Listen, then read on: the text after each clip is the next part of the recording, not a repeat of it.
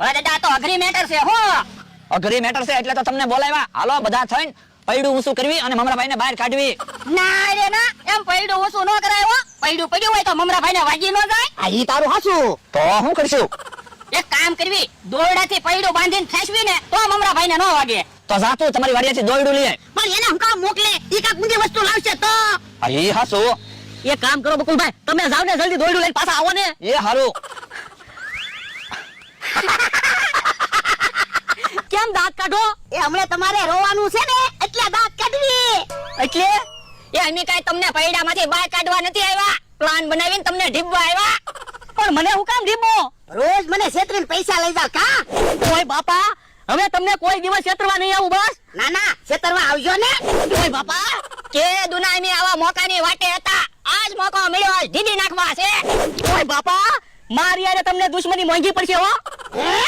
દુશ્મની મોંઘી પડે કે સસ્તી પડે, તમને ઢીબા છે. ઓય બાપા, તમે જે માણસને ઓળખતા ના. ઓય બાપા, ઈ હાસુ મને એમ હતું તમે મારી મદદ કરવા આવ્યા, પણ તમે તો મને ઢીબા આવ્યા. તો હું ઢીબી નાખો વળે જા. ઓય બાપા, હમણાં જો બકુલભાઈ આવે એટલે કહી દઉં. હે ઉભાઈ જો, તમે બોલી એકશો તો બકુલભાઈને કહેશો ને. હે રૂમાલ મને બાંધી દે.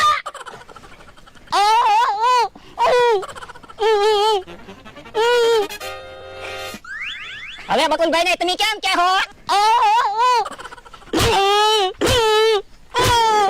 આમ બકુલભાઈ આવે. જો દોયડું આવી ગયું. એ હારો. હે કેમ મમરાભાઈને રૂમાલ બાંધ્યો?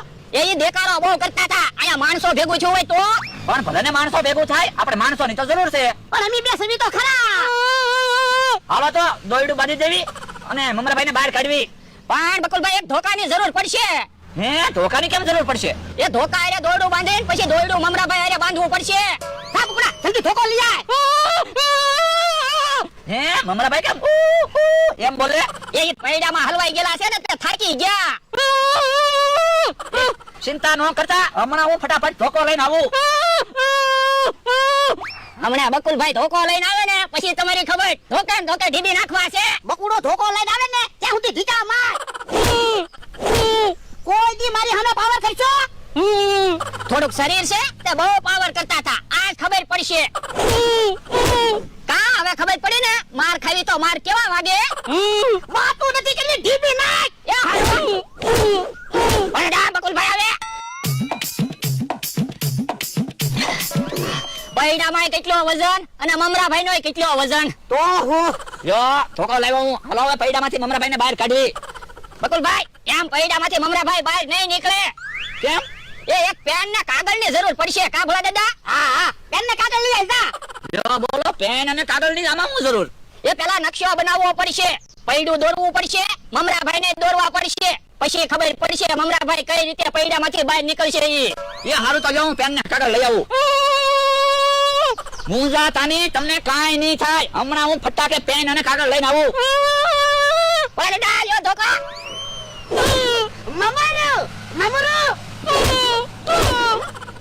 બહુ પાવર કરતા હતા. એ 500 વીઘાના માલિક છે, ખબર છે? એ બી નાખો ભોળા દાદા. ભોળા દાદા બકુલભાઈ આવે. યો પેન ને કાગળ. એ હારું.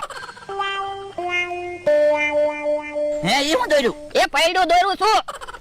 આ મમરાભાઈ દોર્યા.